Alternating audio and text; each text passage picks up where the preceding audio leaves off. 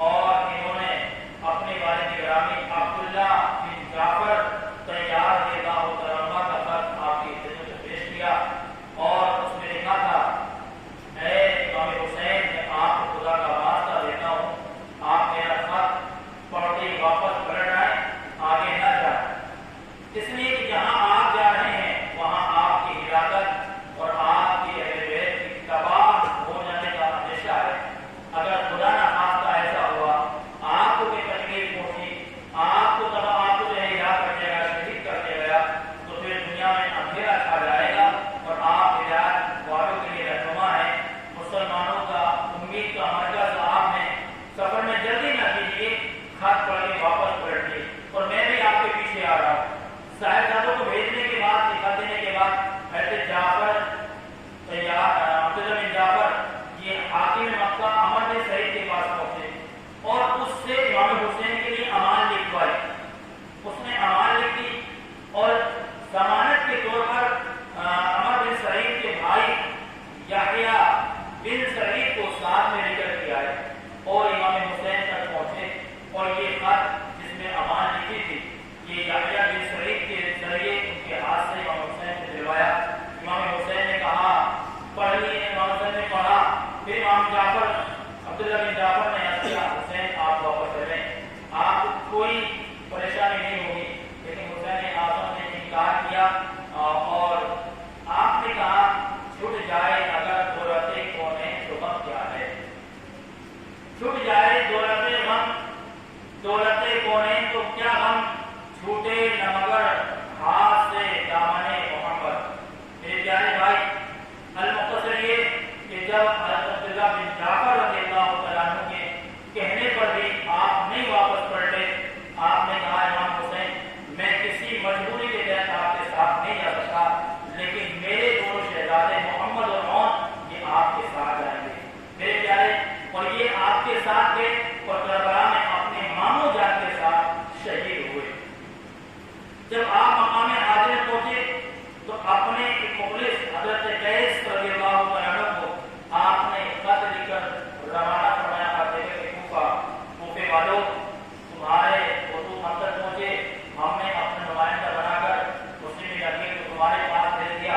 مسلم بن عقیل نے ہمیں لکھا، ہم مسلم بن عقیل کے خط سے جتنا جان گئے، معلوم کر لیا ہم نے کہ تمہارے حالات درست ہیں، آپ وفا کر رہے ہیں، میں آ رہا ہوں اور اپنے انتظامات درست کر لو، چند روز میں انشاءاللہ میں کوفہ پہنچ جاؤں گا۔ حضرت قیس یہ خط لے کے امام حسین کا کوفے کی طرف گئے، لیکن قادسیہ پہنچے تو آپ نے دیکھا کہ حسین بن عمیر نے وہاں پر پہرا لگا رکھا ہے اور اس نے آپ کو گرفتار کر لیا، پکڑ لیا اور گرفتار کر کے ابن زیاد کے دربار میں کوفہ میں پیش کر دیا۔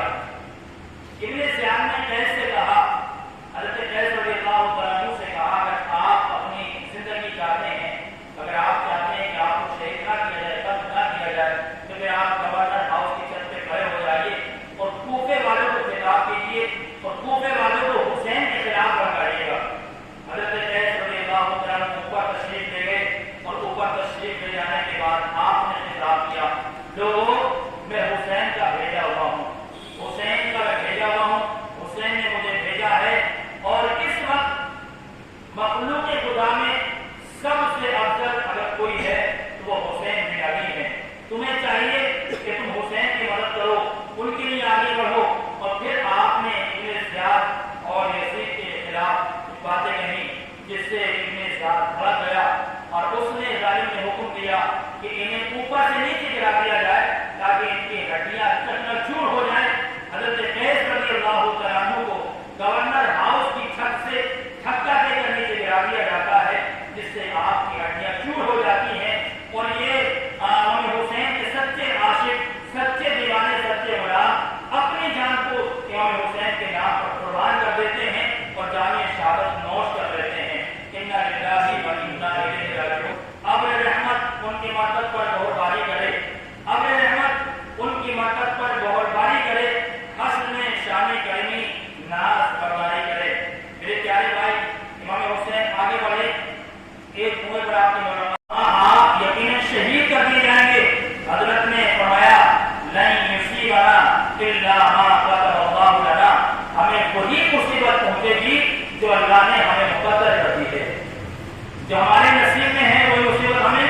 ये आयत करीमा आपने पढ़ी और आगे बढ़ गए। मेरे प्यारे इमाम अली मकाम रज़ियल्लाहु तआला अन्हु ने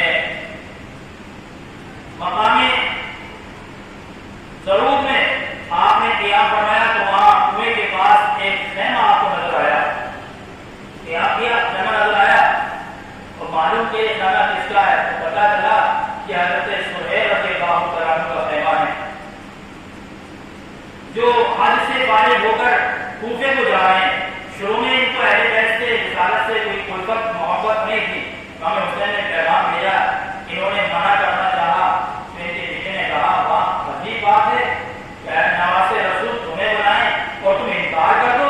यानी दुनिया जिनके दीदार के लिए तड़पती है, जिनसे मुसाफा करने के लिए, जिनसे मुलाकात करने के लिए तड़पती है, वो तुम्हें बुला रहे हैं और तुम उन्हें इनकार कर रहे हो। ये आ गए और फिर इमाम हुसैन से इनकी मुलाकात हुई।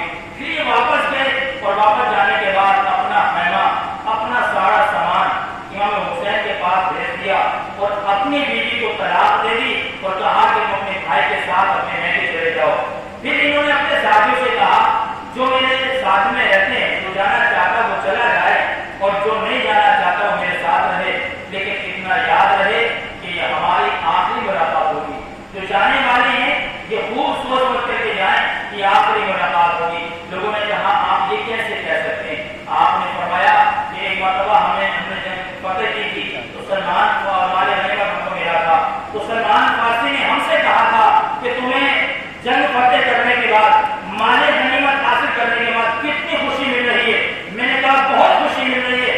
उस वक्त सलमान फारसी ने मुझसे कहा था कि एक वक्त वो आएगा कि तुम नवासे रसूल से मुलाकात करोगे, नवासे रसूल के साथ जाओगे, जितनी खुशी तुम्हें इस वक्त हो रही है उससे ज्यादा खुशी तुम्हें उस वक्त होगी। आप फरमाते हैं कि मुझे उससे ज्यादा आज खुशी हो रही है। मेरे प्यारे भाइयों, हज़रत सुहैल अपने मकाम के साथ रहे, यहाँ तक कि आप करबला में दुश्मनों के साथ लड़कर आपने दुश्मनों से मुकाबला किया और आपने जामे शाह नोश किया। इमाम हुसैन आगे बढ़ते चले जा रहे हैं। अभी आपको ये पता नहीं है कि कूफे के अंदर इमाम मुस्लिम अकील के साथ क्या हुआ है, उनके शहजादों के साथ क्या हुआ है। आप आगे बढ़ रहे हैं। मेरे प्यारे भाइयों, एक मकाम पर पहुंचे तो आपको पता चला कि इमाम मुस्लिम अकील और उनके हमदर्द खानी बिन उर्वा को शहीद कर दिया गया है और उनकी लाशों में पैरों में रस्सियां बांध करके उन्हें रास्तों में घसीटा गया है। इतना आपने सुना, आपने बार बार पढ़ा इन्ना लिल्लाहि व इन्ना इलैहि राजिऊन रहमतुल्लाह अलैहिमा, इन्ना लिल्लाहि व इन्ना इलैहि राजिऊन रहमतुल्लाह अलैहिमा। आपने पढ़ा मेरे प्यारे भाइयों। अब अब्दुल्लाह बिन सलीम जो हज से फारिग होकर मकाम ज़रूर है हुसैनी काफिले से आकर मिले, उन्होंने इमाम अली मकाम से कहा खुदा के वास्ते आप अपनी राय बदल दें, आप अपना इरादा बदल दें, अपने घर बार को ये जान को खतरे में डाले, आप यहीं से वापस हो जाएं। इसलिए कि कूफे में आपका कोई दोस्त नहीं है, कूफे में आपको कोई चाहने वाला नहीं है, वहां आपको कोई मददगार नहीं है। जो लोग आपको बुला रहे हैं वही आपके दुश्मन हो जाएंगे, वही आपके जो है दुश्मन होंगे। ये सुनकर हज़रत इमाम मुस्लिम अकील के जो भाई आपके साथ थे उन्हें जोश आ गया। उन्हें कहा खुदा की कसम ऐसा नहीं होगा, हम यहाँ से वापस नहीं पलटेंगे, हम अपने भाई के खून का बदला लेंगे या अपने भाई की तरह इस्लाम पर हम अपने जानों को कुर्बान कर देंगे। मेरे प्यारे भाइयों, इमाम हुसैन ने उनकी तारीफ नहीं फरमाई बल्कि खामोश रहे और एक काफिला आगे बढ़ता रहा। इमाम मुस्लिम अकील की खबर अभी इमाम मुस्लिम अकील के भाइयों को थी, इमाम हुसैन को थी, पूरे काफिले को खबर नहीं थी। मेरे एक मकाम पर पहुंच करके आपने लोगों से बताया लोगों ऐसे ऐसे हो गया है, अब मैं आजादी देता हूं, जो लोग मेरे साथ हैं तुम आजाद हो, जाना चाहते हो तो चले जाओ, तुम्हारी मोहब्बतों को हुसैन का सलाम है, हुसैन को तुमसे कोई एतराज नहीं होगा, अगर तुम जाओगे हुसैन की कोई शिकायत नहीं होगी, चले जाओ। मेरे प्यारे भाई, तो जो लोग रास्ते में आपके साथ मिले थे वहीं से वापस लड़ गए, वही लोग जो मदीने से आपके साथ थे वही रहे। अल-मुफ़स्सिल ये कि 60 हिजरी पहली मुहर्रम को आप जो है वो ऐसी हशम के नाम में पहुंचकर खैमा जन हुए, वहां आपने पड़ाव डाला, देखा कि वो यजीद اور جو یزید تمیمی 1000 کے لشکر کے ساتھ آپ کے پاس آ پہنچا. دوپہر کا وقت ہے. نبی کے نوازے کا اخلاق دیکھیں, نبی کے نوازے کا کردار دیکھیں, کتنا پیارا کردار ہے, کتنا حسن اخلاق سے پیش آئے ہیں. یہ دشمن کی فوج ہے, 1000 ہیں, آپ کو گھیرنے کے لیے آئے ہیں, آپ کو پکڑنے کے لیے آئے ہیں. دوپہر کا وقت ہے, سب کو پیاس لگ رہی ہے. ہو کے 1000 جو سپاہی ہیں سب کو پیاس لگ رہی ہے. امام حسین نے سب کو اپنے ہاتھ سے پانی پلوایا. اللہ اکبر, دشمن کو کون پانی پلاتا ہے, لیکن نبی کا حق گھرانا ہے, یہ نبی کا نواسا حسین ہے, یہ اپنے دشمنوں کو پانی پلا رہے ہیں. سبحان اللہ. میرے پیارے بھائیوں, امام حسین نے پانی پلایا, اسی کی بنا پر ہو سکتا ہے اور نے آپ سے کچھ نہیں کہا. نماز ظہر کا وقت ہو گیا, امام حسین نے فرمایا اور ہمارے پیچھے نماز پڑھو گے یا اپنی نماز الگ پڑھو گے. اور نے عرض کیا حسین آپ نماز پڑھائیں, میں آپ کے پیچھے نماز پڑھوں گا. نماز پڑھے گی. آپ نے خطاب کیا, تقریر کی امام حسین نے.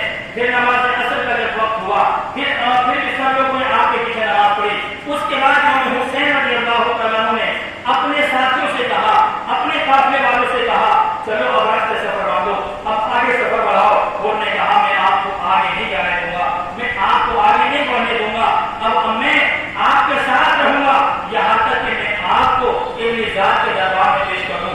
میرے پیارے بھائیوں, آپ نے جو ہے ارشاد فرمایا ہو تجھے تیری ماں کی تیری ماں ہوئے. تو انہوں نے کہا اے حسین اگر یہ جملہ کوئی دوسرا عرب کہتا تو میں اس کو وہی جواب دیتا, اسی طرح اسی انداز میں جواب دیتا. لیکن میں آپ کی امی کا ادب کرتا ہوں, آپ کی والدہ کا ادب احترام کرتا ہوں, اس لیے میں آپ کو وہ جواب تو نہیں دوں گا. لیکن میں جس کام پہ لگایا گیا ہوں, جس کام پہ مجھے مجبور کیا گیا ہے, میں وہ کام کر کے رہوں گا. میں آپ کو اپنی ذات کے دربار میں پیش کر کے رہوں گا. میرے پیارے بھائی, بات پڑھتی رہی. المختصر یہ ہے کہ جب امام کا قافلہ قصر بن مقاتل میں پہنچا تو آپ نے بیان فرمایا, بڑی دور پر ڈولنے میں ٹھہرا. آدھی رات کے بعد آپ نے ساتھوں سے فرمایا پانی بھر لو, چلو. ابھی تھوڑی دیر چلے تھے کہ ذرا آنکھ لگ گئی, پھر چونک گئے. 3 بار فرمایا انا للہ و انا الیہ راجعون والحمد للہ رب العالمین. یہ سن کر آپ کے بڑے صاحبزادے حضرت امام حسین العابدین آپ کے قریب آئے اور آپ کے قریب آنے کے بعد عرض کیا ابا جان اس وقت یہ کلمات زبان پر کیسے جاری ہو رہے ہیں, اس وقت آپ یہ جملے کیوں بول رہے ہیں؟ آپ نے کہا بیٹا ابھی میری آنکھ لگ گئی تھی, میں نے دیکھا کہ ایک سوال کہہ رہا ہے کہ لوگ راستے پر چل رہے ہیں اور موت ان کی طرف بڑھ رہی ہے. میں سمجھتا ہوں اس طرح ہم کو موت کی اطلاع دی گئی ہے. صاحبزادے نے عرض کیا ابا حضور کیا ہم حق پر نہیں ہیں؟ آپ نے کہا بیٹا ہم حق پر کیوں ہیں, ہم تو حق پر ہیں.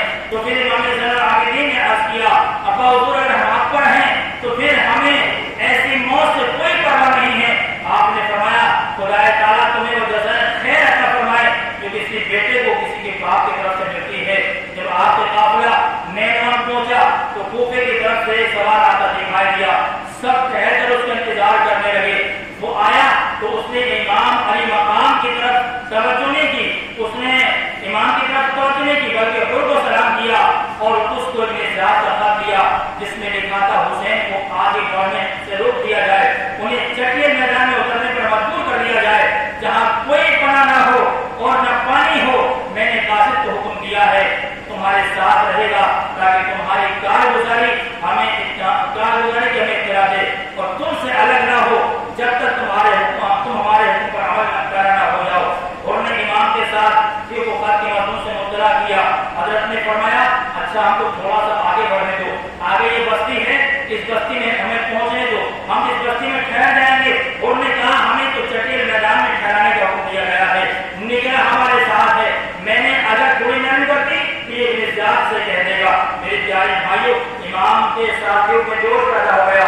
ایسے سہیل نے عرض کیا ابن رسول اللہ اس وقت جنگ کا بہت اچھا موقع ہے, ہم کسی وقت جنگ شروع کر دیں تاکہ 1000 ہیں ان سے نمٹنا آسان ہوگا, ورنہ اس کے بعد اور فوج آ جائے گی تو اس سے ہمارے لیے لڑنا مشکل ہوگا. ہمیں حسین نے فرمایا ہم جنگ کی ابتدا نہیں کریں گے, ہم جنگ کی پہل نہیں کریں گے. میرے پیارے بھائی ابھی آپ تھوڑا سا چلے تھے کہ ہو کے سپاہیوں نے آپ کو روک دیا اور کہا بس یہیں اتر جائیے, فرات یہاں سے دور نہیں ہے.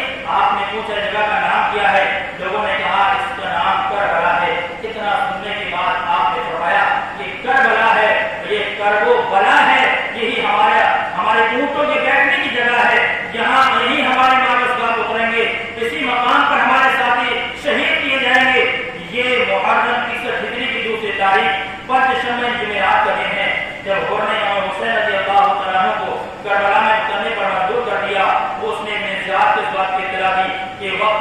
جب ایران میں بغاوت ہو گئی تھی اور اس بغاوت کو دبانے کے لیے ابن زیاد نے عمر بن سعد کو 4000 فوج کا دستہ دے کر کے کہا تھا کہ جاؤ ایران میں جو بغاوت ہو گئی ہے اسے دبا کر کے آؤ، اگر تم اس کو دبانے میں کامیاب ہو گئے تو تمہیں رائے کی حکومت دے دی جائے گی۔ پروانہ لکھ دیا جاتا ہے، ابن سعد کو دے دیا جاتا ہے۔ عمر بن سعد یہ پروانہ لے کر کے ایران کی بغاوت کو دبانے کے لیے 4000 کی فوج کا دستہ لے کر کے کوچ کر جاتے ہیں۔ ابھی کچھ ہی دور کیا ہوگا، چلے ہوں گے، اتنے میں میرے پیارے بھائی ابن زیاد نے پھر خط لکھا، عمر بن سعد کو واپس بلایا اور کہا کہ اے عمر بن سعد، ایران کی بغاوت کو بعد میں جمانا، پہلے حسین کی مہم کو سر کر لو، پہلے ان کا مقابلہ کرو۔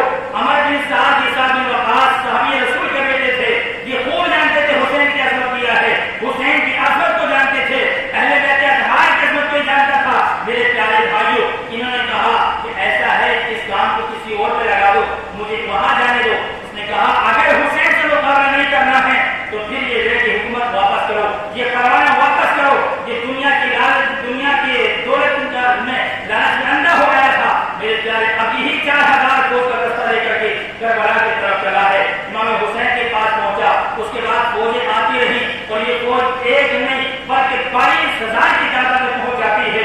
اندازہ لگائیں ادھر 82 نفوس قدسیہ ہیں جن میں بچے بھی ہیں، خواتین بھی ہیں، کل 72 نفوس قدسیہ ایسے ہیں جو جنگ لڑ سکتے ہیں۔ ان کے مقابلے میں 2 گنا نہیں، 3 گنا نہیں، 100 گنا نہیں بلکہ اس سے بھی زیادہ 22,000 کا لشکر جرار بھیج دیا جاتا ہے۔ میرے پیارے بھائی، عمر بن سعد المختصر یہ ہے کہ عمر بن سعد اور حسین میں گفتگو ہوتی ہے، گفتگو ہوئی اور آپ نے عمر بن سعد سے کہا کہ میں آپ سے رات کی تنہائی میں کچھ باتیں کرنا چاہتا ہوں، تنہائی میں ملاقات کرنا چاہتا ہوں۔ عمر سعد نے جو ہے کہا ٹھیک ہے، اور عمر سعد 20 جوانوں کو ساتھ لے کر کے دونوں جو لشکر تھے ان کے بیچ میں آ گیا۔ ادھر سے امام حسین نے 20 آدمیوں کو اپنے ساتھ لے کر پہنچے اور دونوں ان دستوں فوجوں کو دور چھوڑ کر کے بات کر رہے ہیں۔ امام حسین نے کافی دیر بات چلی دونوں میں، پھر آپ نے کہا دیکھو عمر بن سعد، بات یہ ہے میں تمہارے سامنے 3 باتیں پیش کرتا ہوں، تینوں میں سے تم میری کوئی ایک بات منظور کر لو۔ پہلی بات یہ ہے میں جہاں سے آیا ہوں وہیں واپس چلا جاؤں، میں یہاں اپنے آپ نہیں آیا، تمہارے خطوط نے مجھے بلایا ہے، تمہارے شہر کے لوگوں نے خط دے کر بلایا۔ اگر چلو تمہارا ارادہ بدل گیا، تمہاری نیت بدل گئی تو پھر مجھے ایک کام کرو، جہاں سے میں آیا ہوں مجھے وہاں واپس جانے دو۔ دوسری یہ ہے کہ مجھے کسی سرحد پہ لے چلو، میں وہیں اپنا وقت گزار دوں گا۔ اور تیسری بات یہ ہے کہ مجھے ڈائریکٹ یزید کے دربار میں حاضر ہونے دو، یزید کے پاس جانے دو، میں یزید سے اپنا معاملہ طے کر لوں گا، جیسے بھی ہوگا میں طے کر لوں گا۔ اور اگر تمہیں یقین نہیں تو تم میرے ساتھ ساتھ چلو۔ میرے پیارے بھائی، عمر بن سعد کی سمجھ میں بات آ گئی، اس نے خط لکھا ابن زیاد کو کہ بات بن گئی ہے اور امام حسین نے یہ باتیں لکھی ہیں۔ اب یہ خط ابن زیاد کے دربار میں پہنچا، ابن زیاد نے یہ خط پڑھا اور پڑھنے کے بعد اس کے بھیجے بات بیٹھ گئی، اس کی بات سمجھ نہیں آ گئی۔ اس نے کہا چلو ٹھیک ہے، اتنا سنا، جوشن نے سنا تو اس نے کہا آپ یہ کیا کہہ رہے ہیں؟ اگر آپ نے حسین کی کوئی بات مان لی تو اس میں عزت حسین کو ملے گی، آپ کی بے عزتی ہو جائے گی، آپ کی بہادری مٹی مل جائے گی، آپ کو حسین کی کوئی بات نہیں ماننی ہے، آپ کو حسین کو مجبور کرنا ہے، یا تو یزید کے ہاتھ پر بیٹھ کرے ورنہ حسین کو قتل شہید کر دیا جائے۔ اللہ اکبر۔ میرے پیارے بھائی، اس خبیث نے ابن زیاد کو جوش دلایا، اس کا ارادہ بدل گیا، اس کی نیت بدل گئی اور اس نے خط لکھا، اے عمر بن سعد، میں نے تمہیں سلا کے نہیں بھیجا ہے، میں نے تمہیں شفاعتی بنا کر نہیں بھیجا ہے، حسین سے یا تو بیعت کر لو ورنہ حسین کو شہید کر دو۔ اللہ اکبر میرے پیارے۔ اور اگر تم یہ کام نہیں کر سکتے تو لشکر جو ہے دل جوشن کے حوالے کر دو۔ اس لیے خط لکھنے کے بعد اس کو بھیجا۔ میرے پیارے بھائیوں، اب یہ پہنچا ہے دل جوشن پہنچا اور اس نے جا کر کے عمر بن سعد کو خط دیا۔ عمر صاحب نے کہا میں سمجھتا ہوں کہ میرے خط پر ابن زیاد مان گیا ہوگا، لیکن خبیث تو نے اسے بھگایا ہوگا، تو نے ہمارے حسین کو شہید کرنے پر مجبور کیا ہوگا۔ اس نے کہا اگر تمہیں امام حسین کو شہید کرنا تو ٹھیک ہے ورنہ لشکر میرے حوالے کرو۔ اس کی آنکھوں کے سامنے تو رہ کی حکومت تھی، اس کے سامنے تو دنیا کی دولت کے انبار تھے، اس نے کہا میں لشکر تیرے حوالے نہیں کروں گا، میں لشکر تیرے سپرد نہیں کروں میرے پیارے بھائی المختصر یہ ہے کہ امام حسین رضی اللہ تعالیٰ عنہ پر جو ہے 7 تاریخ کو پانی بند کر دیا جاتا ہے. انہیں پتا تھا 22,000 کا لشکر ہمارے پاس ہے، لیکن 72 نفوس سے قدسیہ سے مقابلہ کرنا کوئی آسان نہیں ہوگا. اگر انہیں کھانا پانی ملتا رہا تو یہ 22,000 کو اس کو نابود کر دیں گے، ان سے ہم نہیں جیت پائیں گے. اس لیے پانی بند کر دیا گیا. 500 فوجی کو جو ہے 500 سپاہیوں کو پریاس پر پہرا لگا دیا. امام حسین کو ایک قطرہ پانی یہاں سے نہیں دیا جائے گا، امام حسین کے خیمے کے اندر پانی نہیں جائے گا. اللہ کو آپ اندازہ تو لگائیں، میرے پیارے کرب والا ہے، ریگستان ہے، تپتی ہوئی ریت ہے. میرے آقا امام حسین کے چھوٹے چھوٹے بچے بھی ہیں، چھوٹی چھوٹی بچیاں بھی ہیں، خواتین بھی ہیں. یہ 3 دن سے پیاسے ہیں. یہاں ایک دن پانی نہ ملے تو آدمی پریشان ہو جاتا ہے. یہاں تو 3 دن پانی نہیں ملا ہے. جب پانی نہیں ملا تو کھانا کیسے بنائے؟ کھانا کہاں سے تیار ہوگا؟ کھانا بھی نہیں کھایا ہے. میرے پیارے 16 گھنٹے کا بچہ آدمی روزہ رکھتا ہے، شام کے وقت اس کا بی پی گھٹنے لگتا ہے، وہ کمزور ہونے لگتا ہے، اسے چکر آنے لگتے ہیں. یہاں امام حسین کا 3 دن کا روزہ ہے. اللہ اکبر. میرے پیارے بھائیوں اندازہ تو آپ لگائیں، ذرا سوچے تو صحیح امام حسین کس حال میں تھے، کیسے کس وقت ان کو اس وقت امام حسین کی حالت کیا ہوگی. امام حسین کو اس وقت کتنا غم ہوگا، ان کے ساتھ میں کتنا غم ہوگا. وہ چھوٹا سا شیر پر بچہ علی اصغر، اس کی حالت کیا ہوئی ہوگی. امام صلی اللہ علیہ وسلم جو بیمار ہیں ان کی حالت کیا ہوئی ہوگی. اللہ اکبر. میرے پیارے بھائیوں 9 محرم ہے، 10ویں رات آ رہی ہے. میرے پیارے شام کے وقت میں لشکر کی آواز آتی ہے. امام حسین عبادت میں مصروف ہیں، امام حسین نماز پڑھ رہے ہیں. سیدہ زینب نے پردے کی آنکھ سے دیکھا کہ لشکر آگے بڑھ رہا ہے، یزید کی فوج آگے آ رہی ہے، اس کا شور آگے بڑھ رہا ہے. امام حسین سے آپ نے اس کے بھائی دیکھو تو یہ کون آ رہے ہیں. اللہ اکبر. میرے پیارے بھائی امام حسین نے اپنے بھائی فاطمہ مقدار کو بلایا اور کہا میرے بھائی پوچھو تو صحیح ان لوگوں سے کا ارادہ کیا ہے. حضرت عباس نے کہا اے امامہ بن سعد کا ارادہ کیا ہے، اے یزید کی فوج کا ارادہ کیا ہے. ادھر سے جواب آیا تھا ہم تم سے جنگ کرنا چاہتے ہیں، ہم تم سے لڑنا چاہتے ہیں، ہم تم سے مقابلہ کرنا چاہتے ہیں. امام حسین نے کہا کیا تم جنگ کے اصول بھول گئے ہو؟ جنگ رات میں نہیں کی جاتی، جنگ تو دن کے اجالے میں کی جاتی ہے. اے لوگو ہم تم آج کی رات تم ہمیں امان دے دو، آج کی رات تم ہمیں مہلت دے دو.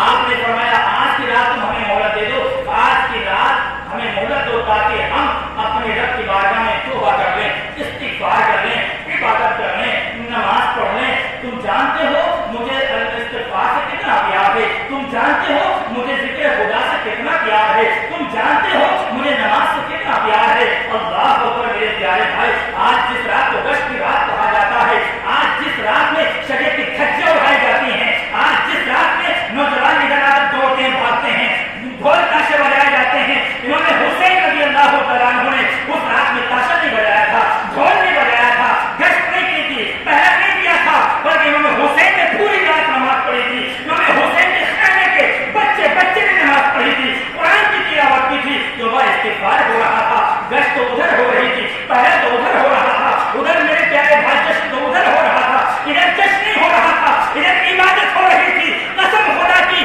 آج جو پکا حسینی ہے وہ 10ویں رات کو گشت نہیں کرتا ہے، بلکہ اللہ کی بارگاہ اپنے سر کو جھکا کر کے حسین کی سنت کو ادا کرتا ہے. اور جو گشت کرتا ہے، جو ڈھول بجاتا ہے، جو تاشا بجاتا ہے، جو جشن مناتا ہے، وہ حسینی نہیں بلکہ وہ یزیدی ہوتا ہے، کیونکہ وہ یزید کا کام کر رہا ہے. یزید کا کام کرے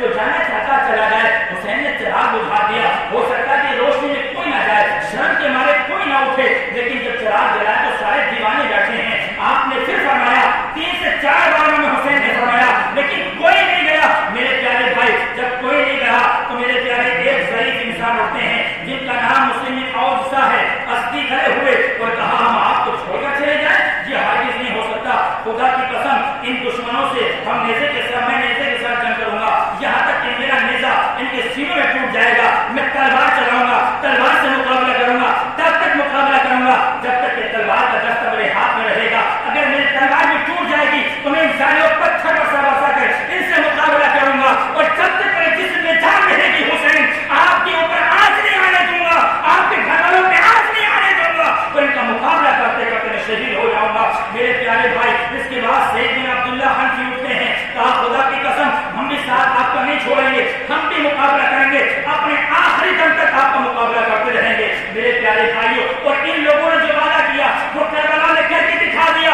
جب تک حسین کے دیوانے رہے, اہل بیت اصحاب میں آنچ نہیں آنے دی, نبی کے نوازوں میں آنچ نہیں آنے دی, نبی کے گھر والوں میں آنچ نہیں آنے دی. قسم خدا کے جب دیوانوں نے یہ منظر پیش کیا, یہ باتیں پیش کی, تو حسین اعظم نے کہا اپنی نگاہ کو اوپر کو اٹھا, آج حسین کو مجبور بنا کر کے پیش کیا جاتا ہے. میرا حسین جب مدینے سے چلا تھا میں جب مجبور تھا, میرا حسین جب مکے میں پہنچا جب میں جب مجبور تھا, جب مکے سے سفر کیا ہے میں جب مجبور تھا, کربلا مجبور نہیں تھا, صبح سے شام تک دلا سے اٹھائے, لیکن حسین مجبور نہیں تھا. قسم خدا کی حسین پاورفل تھا. اگر حسین چاہتا تو ایک بھی یزیدی بچ کے نہیں جا سکتا تھا. حسین کو تلوار اٹھانے کی ضرورت نہیں پڑتی, لیکن حسین امتحان میں تھے. حسین اگر اپنے آپ کو بچا لیتے تو حسین کو بچ جاتے, لیکن اسلام مٹ جاتا, امتحان میں فیل ہو جاتے. جو نبی نے درسگاہ میں سکھایا تھا, جو فاطمہ نے درسگاہ میں بتایا تھا, جو علی نے سبق دیا تھا, جو آپ کے بہن زینب نے سبق دیا تھا, وہ سارے کے سارے سبق فیل ہو جاتے. حسین فیل ہو جاتے. حسین کے امتحان میں کامیاب ہونا تھا, اس لیے حسین ہمت سے کام لیتے رہے, صبر سے کام لیتے رہے. آپ نے اپنے دیوانوں سے کہا میرے دیوانوں ذرا نگاہ تو اٹھاؤ اوپر کو, میرے دیوانوں ذرا اوپر کو دیکھو. سب نے دیکھا تو جنت نظر آ رہی ہے. آپ نے فرمایا اے مسلموں نساء, اصل تیرا مقام یہ ہے, اے سید عبداللہ حنفی تیرا مقام یہ ہے, اے مسلم نقیل کے شہادت تمہارا مقام یہ ہے, اے میرے بیٹے قاسم اکبر تیرا مقام یہ ہے, اے قاسم کے بیٹے تمہارا مقام یہ ہے. مگر حسین نے سب کا مقام دکھا دیا. وہ حسین جو زمین پر بیٹھ کر کے میرے پیارے جنت کا مقام دکھا سکتے ہیں, تو ان کے نانا کے مقام چھوٹے دکھا سکتے ہیں, ان کے نانا جنت کے چھوٹے کر نہیں جا سکتے ہیں. قسم خدا کے لیے نوجوان ساتھیوں, امام حسین مجبور نہیں تھے. لوگ مجبور کہتے حسین مجبور نہیں تھے, مظلوم ضرور تھے, لیکن حسین مجبور نہیں تھے. حسین کو اللہ نے پاور دیا تھا, اور اللہ چاہتا تو حسین کو بچا لیتا, لیکن آج امتحان لے رہا تھا. کل مینا میں ابراہیم کا امتحان ہوا تھا. ابراہیم اپنے بیٹے کو لٹا, اپنے بیٹے کو لان کرے. ابراہیم نے بیٹے کو مینا میں لٹایا, چھری چلائی تو اللہ نے چپ کر کے امتحان میں کامیاب ہو گئے.